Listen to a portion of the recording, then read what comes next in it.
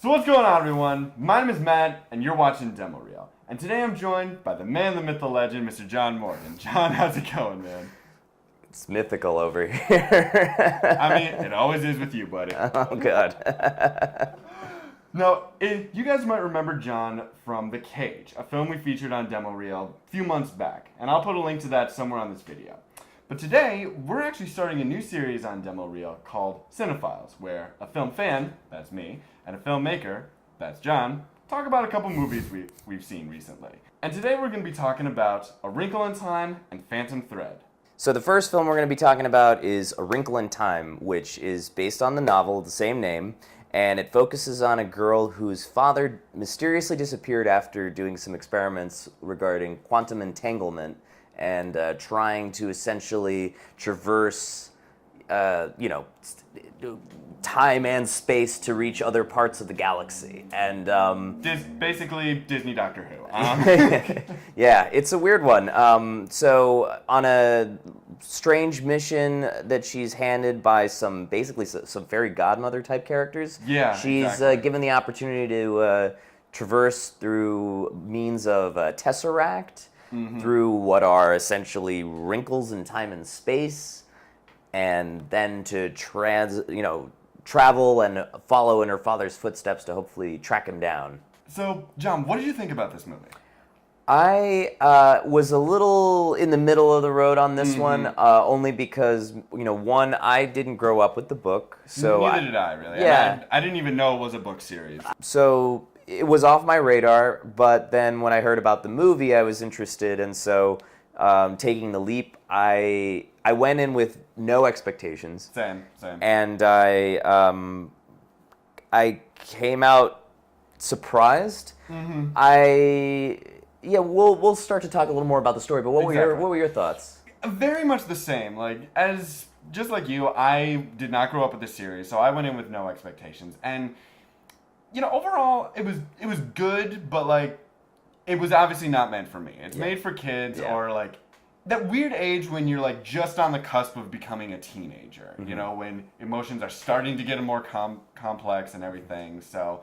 And it was good, but like you, it was very middle of the road for me. There were some things I liked about it, things I didn't like. You know what? Let's talk about the story. Okay, so the story was interesting. Not the most original thing. Kid finding a lost family member, going on a lot of adventures, coming of age story. It's got a kind of Cinderella style story to it. Yeah. The kid is feeling lost in this mundane world, and then is approached by a fairy godmother character and given the key to going on her own adventure. Yeah. And so she answers the call to action, and she is confronted with mostly herself. Right. Standing in the way, and has to deny the mission and then accept her responsibilities. And so it was very classic Joseph Campbell, hero's journey type stuff. Yeah, So exactly. so it seemed like a very kind of safe, beat by beat story that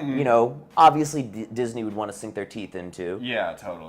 They didn't really do a lot, I felt, to challenge the audience, except that it really brings to the forefront that you should appreciate who you are as an individual with your faults. You're ultimately fine the way you are. Yeah, So it's sure. a great message for kids. The one kind of issue I had is that, and maybe this is more to do with acting, but they did a lot of telling and not showing with the message. Oh yeah. With Stormy Reed, from the beginning, I kind of thought it's just I'm different, I know it, I don't give a fuck. Yeah, but yeah. Everyone else says... She seemed to have a really strong personality to begin with. I never really got the idea that it's just she's coming to grips with her faults or anything like that. You Right. know? Well, I think the movie does an okay by job. the end, maybe it did. Well, just in terms of the setup, right? Let's talk about sort of how we get into the story. Yeah. So the main character, whose name I'm slipping on. Meg.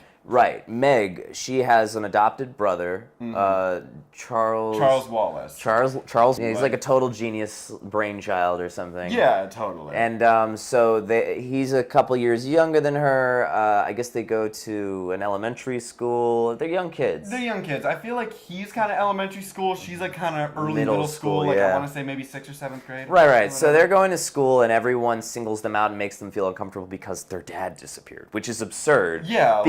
Because how, first of all, how can you consider it? And I guess you can make the argument that, like, oh, well, kids are terrible at that age. And yeah, but like, who would do that? They're vicious. They're insanely vicious to them. And then even the teachers are insanely vicious. Oh, God. Yeah, like, they had a crack. It's just like, oh, he's probably with some chick in Tijuana. Yeah, so everybody's talking smack about these kids' dad who disappeared and not giving them the actual support that they need emotionally to get through their lives. Yeah. And their mother is just like, you better apologize to those people that threw dirt in your face. And talked about your disappeared dad. Yeah, and then when she's like, well, Dad would have told me to stand my ground. And then she's just like, that's not fair, bringing up Dad. And it's... That's a valid point, but still. Right, still. It's just... For some reason, the movie felt compelled to start to make, and this is a little more criticism, less story, but felt compelled to make the children to be the most complex characters. Right. And then in the supporting realms, you have adults. Yeah. And they tend to be the flattest characters. Oh, absolutely. And that's an unfortunate thing to see in story writing, especially when the supporting characters serve the purpose as just, plot devices and not real people. Meg and Charles Wallace felt very developed, but then everyone else just served the purpose of like, oh, you need a thing. Well, this person's going to be here to give you the information to get the thing. But as we're kind of moving along in the story, right, Meg, she's got a crush on this guy named Calvin. Did she actually have a crush on See, her? they didn't really set it up, but when he shows up, I feel that at least it's written, but I don't really feel like they have chemistry. Didn't see any sort of interaction that would say that. No, exactly. They didn't really have that on-screen chemistry for her to say like, oh, I'm into you and I just don't know how to deal with it. Yeah. But he says like, well, first of all, the guy shows up out of nowhere. And he's like, I don't know why I felt compelled to be here, but something told me to be here at this exact moment. Almost like the screenwriter told me to show up. That's exactly what that was. Yeah. And maybe that's in the story, the original book, and that's the sort of mystical tesseract stuff going on there where, because there's a call. The call to action comes from the father. There very much is like, you're being summoned, you're being called, like chosen ones. Yeah. There's a lot of means of like magic in which things just happen. And you have to be willing to accept that. Yeah. Suspend your disbelief. So what did you think about like the characters and the acting? I thought that the actress who played Meg, what was her name? Stormy Reed, I think. Stormy Reed, she was good.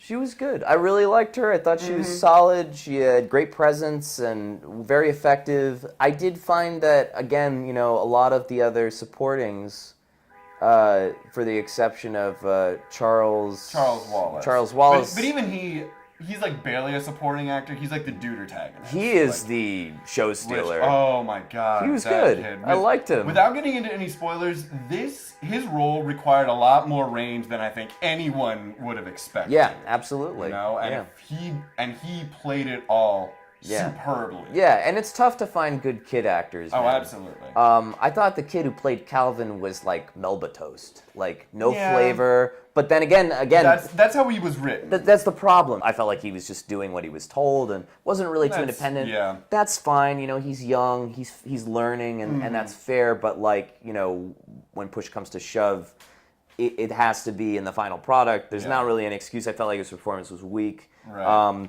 Oprah was just Oprah. Yeah, Oprah's always good. She's always Oprah. Good, and the mother character to me was surprisingly, I was 50-50 on her performance only because like she was good at evoking a lot of emotion. Right. But there were also times where I felt like she could have turned it down. Like there's something going on in the first 30 minutes of the movie where everyone's performances are just, there's all this gravity and everyone's just like so serious. Oh yeah. And I'm supposed to be under the impression that they're living in this like mundane world.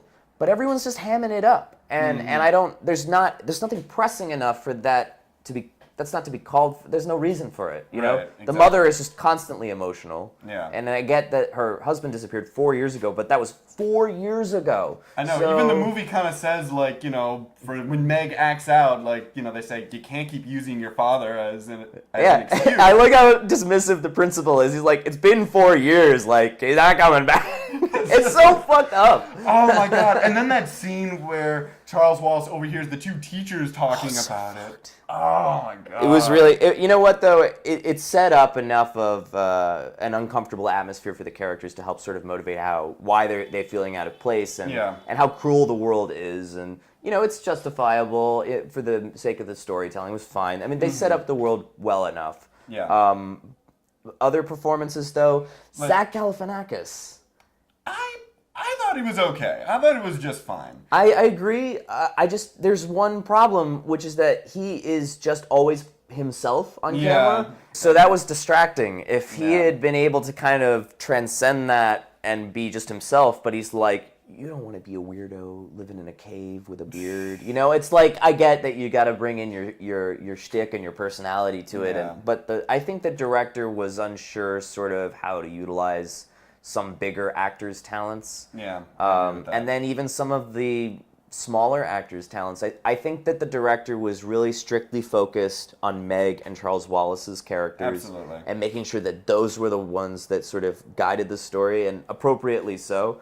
But then you've got everyone else at the wayside kind of falling off. I mean, you know, Chris Pine is a good actor, and his presence is great, and he holds well on his own. But in the end, he's the MacGuffin that they're after. Exactly. Yeah, so he's the plot device. So, which, okay, fine. Hey, for an inanimate object, Chris Pine's pretty good. Exactly. You know, he's all right. He's there. He's very in the moment, and when and he actually does have some character. Like there's some flaws with him. Yeah, too. I liked that. And without getting into too much spoileries, the movie doesn't let him off the hook. Sure. Like they call out like the thing. Like the ways he's fucked up. How to disappear and not have any plan to get back. Yeah. How irresponsible that is. Exactly. I'm 50-50 on the other two godmother characters, What's It and Who. Mm-hmm. On one hand, they were well acted for their role, and they seemed interesting, but with both of them, their shtick got annoying after a little while. It did, Like, you know, Reese Witherspoon's character, What's It? You know, we get that she's like happy-go-lucky, but also she just doesn't think much of humans, and like literally every second sentence, just like, oh my god, Meg sucks. Like, felt like I was in an episode of Family Guy. Like, everything. And after a while, it's just like, okay, we get it. The same with Who. Like, they set up this premise that she can only speak in quotes, again, because she's evolved beyond language, because that makes sense. And it was an interesting thing. It's like, okay, like if done well, this could be interesting. And it was fine for a second, but it got great. Yeah, she started quoting like rap songs. Didn't Exactly. she quote Outkast at one point? I think she did. Yeah, it's just.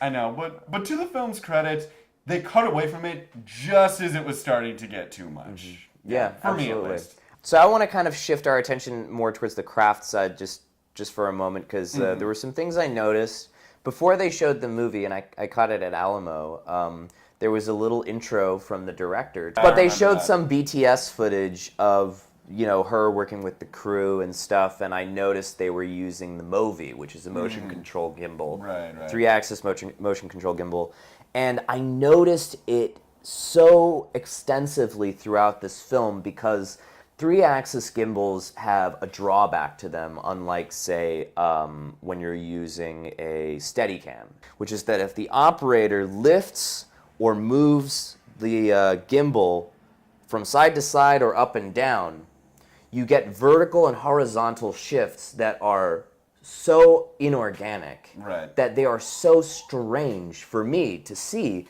I just remember watching especially the scene where the big tornado is chasing them from behind and they need to run from it, and the camera goes like, and it's just very jerky, and I just kept watching it and thinking like, why does anyone want this technology when it's going to do something like this? Because it isn't actually effective enough. So I just found it a little inexcusable that there were times where, during these action scenes they decided to do that, but I was like, okay, that's an action scene. But there are scenes that are even earlier in the film that are more intimate, that focus on close-ups, like when they go to see Miss Who. Mm-hmm. And most of that scene, I could tell, was shot on that gimbal. Because and first of all, too much of this film, especially in the first act, is shot in close-up, which visually is too much to handle, especially when you're trying to establish the world where, it's normal. The visual language is basically always telling you when it's shot in a close-up, like, this is a dramatic moment. This is drama, folks. Mm-hmm. But so much of it, almost for no reason, is shot like that. Shot with, like, long lenses, like, down the barrel.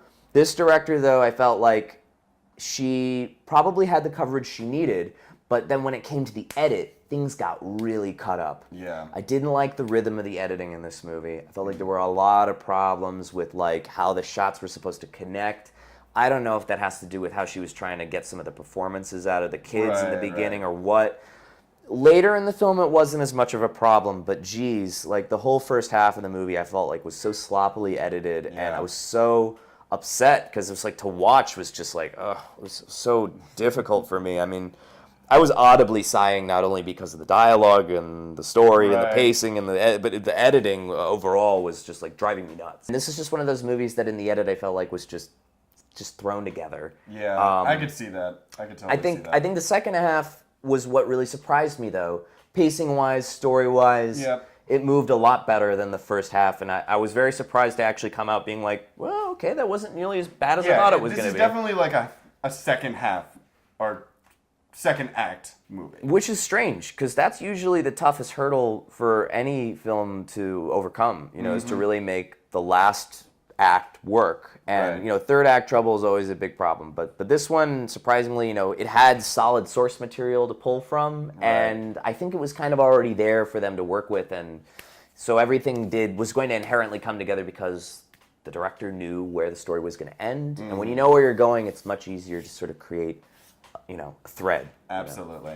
And I'm going to kind of disagree with you a little bit. I loved the visuals and the bright colors and like the effects that everything. I thought they looked very realistic for the most part. Mm-hmm. And the colors were very vibrant, but it also felt balanced. Like I'll agree with you there. But with this one, I never felt like it was too much. I'll agree. You know what? I'll take back what I said. I know that I was being a little harsh, definitely, like the color scheme, but you're right. There were some good things going on with the visuals. And I'll admit it. Like, I liked the actual CG animation that was done to create the folds in time and space, that transition, like the way people disappeared into it. That was unique, too. I liked that. Yeah, totally. Yeah. So, I mean, the film has a lot of things going on, but it's got some problems. All right, so John, what would be your final score for this movie? As a filmmaker. Yeah, I would probably give this like a 3 out of 5.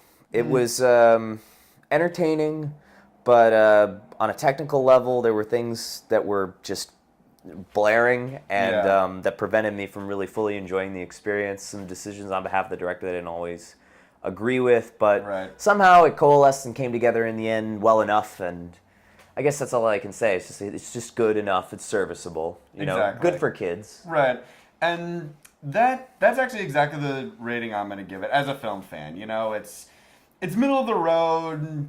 It's definitely not made for our generation. Right. Definitely for younger kids. Overall, 3 out of 5, 6 out of 10, however you want to think about it. All right. And the next movie we're going to talk about is Phantom Thread, starring Daniel Day-Lewis. And John, what did you think of this movie?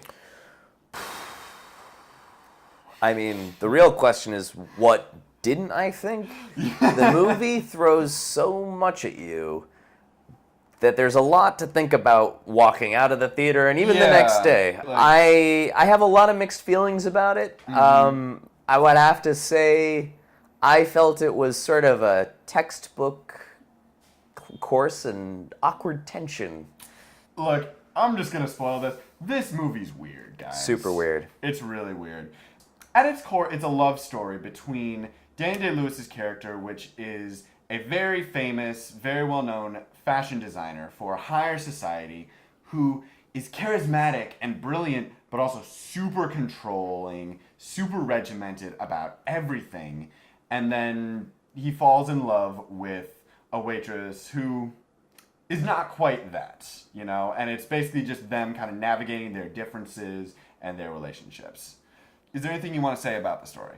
Yeah, I mean, it was a very unique story. It was just the kind of story that you don't ever think that anyone is ever going to tell, or, you know, what, like, would dig it up. I mean, it's almost kind of like an anecdote you would hear from someone about, like, their estranged uncle, you know, like something weird, like the kind of story that doesn't make enough sense but is actually realistic enough to have possibly actually happened. I don't know how else to describe it. I mean, that's just kind of the lore of Paul Thomas Anderson films, right? Totally. I mean, like, it's just kind of too close to reality, yet also so fictitious that it's so strange it's real. Right. Yeah, I mean, it was just the relationship between the characters, all of the characters, is so toxic. Like, and that was the big thing that stood out to me, because, like, if you want to make a romance, you need to buy why they would fall in love with each other, or at least see why someone would like this person or that person. Sure. Which... I don't want to get into spoilers at all, but I would say that it's justifiable in the end why Alma ends up falling in love with him. That's actually a fair point. Yeah. By the end, it makes sense, but while you're watching it, it's just like, why? It's it's full of mystery. That's the strange thing. And for a movie that on its surface just looks like a movie about a fashion designer who's just a total eccentric baby. Yeah, that's the thing. He's just a giant child. Yeah. And I'm not saying I can't get behind that, but structurally, this movie just seemed very cyclical. True. Yeah, which maybe that's the point, but still, it was like, you know, they meet, there's the initial attraction, there's the problems, and, you know, then maybe there's the moment where, oh, you think things are going to get better, but then it just falls into, like, the same thing over. It is, again, very mysterious where things are going. True. But let me ask you what you felt about the characters and the performances also. So all the characters were played very well, which, if Daniel Day-Lewis is in it, that's going to be par for the course. Yeah. Not even just from him, but from everyone, you know. It sort of starts to become Alma's story about halfway through. Oh, no, absolutely. And I'm not just saying, like, just Daniel Day-Lewis. Sure. I mean, like, him, Alma, and his sister Cyril. Right. Cyril. Like, it's them. Yeah, like, all of them. And I thought they were well acted, as I said. Cyril seemed so inconsistent to me. How so? I couldn't tell what her relationship with Alma was becoming. Okay. I mean, yeah, she started out not really thinking about her too much. Okay, fine. But after a while, it seemed like she was kind of getting to her, like she was starting to like her. Like she even said, like, treat this one well, Reynolds. Like, I like her. I really like her. Yeah, she does say that. Yeah, but then later, it's like they're in this power struggle for, like, his soul all of a sudden. Yeah. It just seemed, to me, it seemed out of nowhere. I hear what you're saying. There's a tension between Alma and Cyril that's definitely there. But I think Cyril inherently has respect for Alma because she's threatening. And I agree with that. What she threatens for Cyril is her territory as the maternal figure in the house of Woodcock. And so in that house, she manages his business, and she is sort of the only vestige of compassion and normality that Mr. Woodcock is familiar with and who he's comfortable with. He was very consistent. Very. But there's something also to be said about a character who, you know, has almost no arc. Yeah. Right? You know, see, that's the strange thing about the way these characters are written, and I can argue almost any character in a Paul Thomas Anderson movie. He doesn't focus on characters changing. You know, characters can definitely undergo a change. There's not any real growth.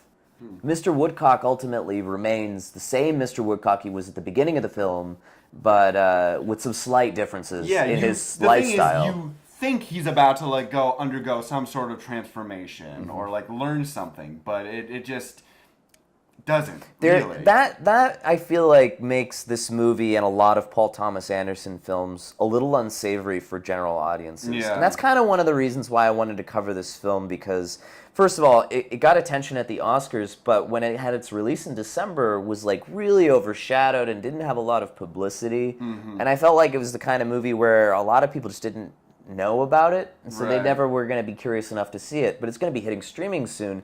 And, you know, as mixed as my feelings are about it, you know, it's been a couple days since I've seen the movie. I'm still thinking about it, you know, and there's something to be said about that, you know. I feel like that's a really good sign of, like, good filmmaking, especially when something makes you feel and think for longer than just you walked out of the movie. When I was done with Wrinkle in Time, I was like, well, that one's done. Yeah. Whereas, you know, Paul Thomas Anderson is more concerned with taking, you know, a screw and a drill and, like, just putting it in your brain and leaving it there, and it actually has some resonance. You know, who knows? In a couple days, I may actually really love this movie. That's true. Like, you know, we may do a follow-up. It's like, okay, we've let this marinate. Oh, yeah, 5-minute plug. Like, oh, by the way, totally brilliant. There are definitely some interesting things going on in the film in regards to humor. Oh, yeah. Like, this was a lot funnier than I thought it was. Yeah, there's a lot of backhanded insults and just absurd things, especially regarding, like, Mr. Woodcock's eccentricities at the breakfast table. Right. Excellent sound design. You know, there are things going on that really can be celebrated. It's just, as far as the story goes, not conventional as a narrative. No. Not even the kind of movie that would pique a general audience's interest, I think, ever. You know, it's just... It's a difficult movie to market, sort of like The Master was, you know? It's just another one of those mysterious PTA films.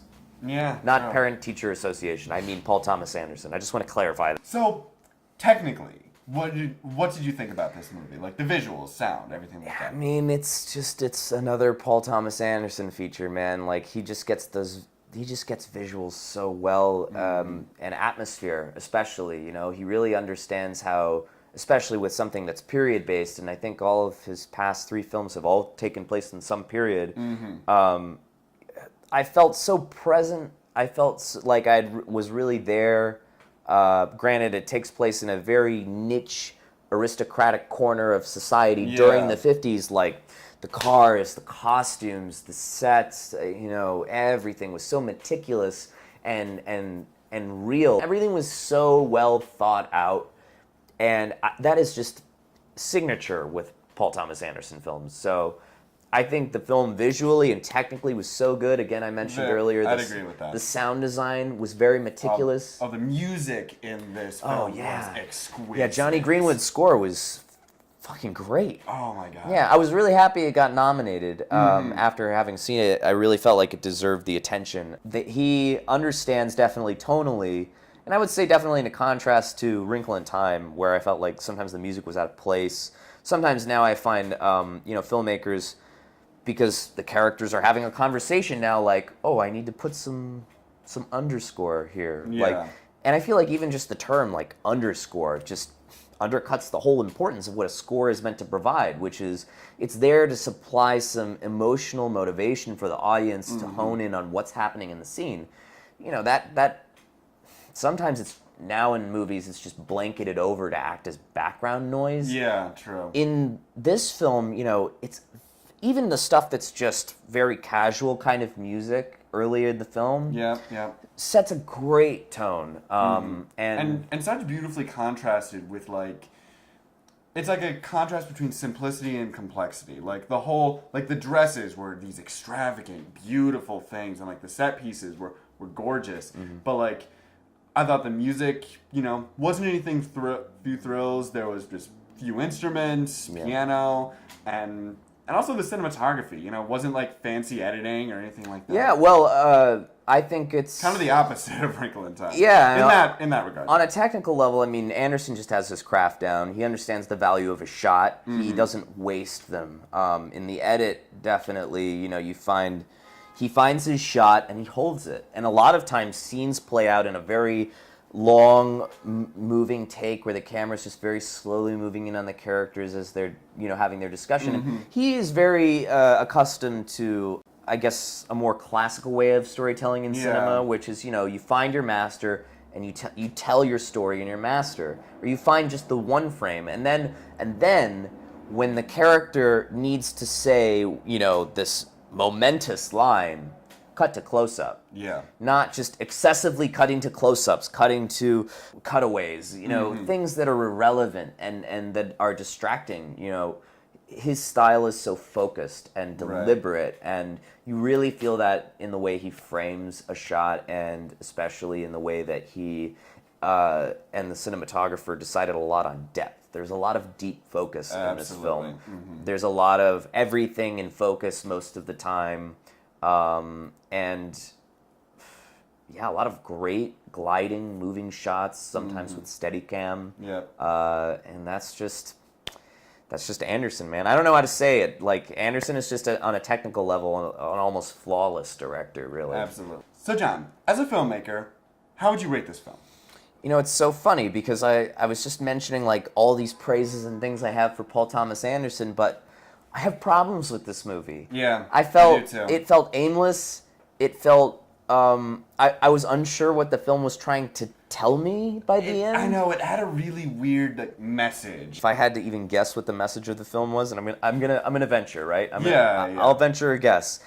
I guess it's just that you gotta love people on their own terms, whatever they be. Yeah. And there's someone out there for everyone, I guess. Not as generous as I was gonna be. That's cool. So if I were to venture a guess, it's just like, if you fall in love with someone who's brilliant and charismatic, but controlling and kind of an asshole, don't worry. It's probably just mommy issues, and you can change him if you just engage in the same manipulative bullshit that he's going to. You just need to out-manipulate him, and he will be yours. Just bend to his will, and then have him bend to your will, and then you'll have the balance of a good, functional, dysfunctional relationship. And hey, look, if that's your thing, yeah. whatever. I mean, again, it's one of those very unique kind of stories that's so difficult to put a finger on, but for me, it's just not the kind of movie that I would seek out. And then I came out feeling like, well, I'm glad I didn't bother, forcing myself to go and catch that when it was out in December. It just didn't seem really worth it. Right. I just have to say, like, it's, for me, out of 5, I'll give it a 3, if only because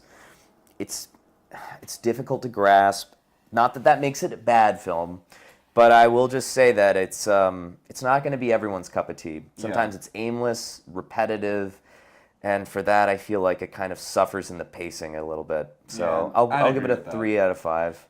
It's interesting because I thought I was going to be very hard on this film, because walking out of it I was just like, the fuck did I just watch? And everything. But even in like talking about it, I'll give it a little more credit where it's due. I would also say 3 out of 5 stars. It's what it did well, it knocked out of the park. Totally. But it had some misgivings. Yeah. Yeah. So there you have it, folks. Those are our reviews of Wrinkle in Time and Phantom Thread. 2 movies about fabric that have nothing to do with fabric. Holy shit, you're right. I never realized that. Wow. Hey, so guys, I want to hear from you. Did you agree with what we said? Did you disagree? Let me know in the comment section below. And let me know what movies you want to see us review. Until next time, guys, you're watching Demo Reel.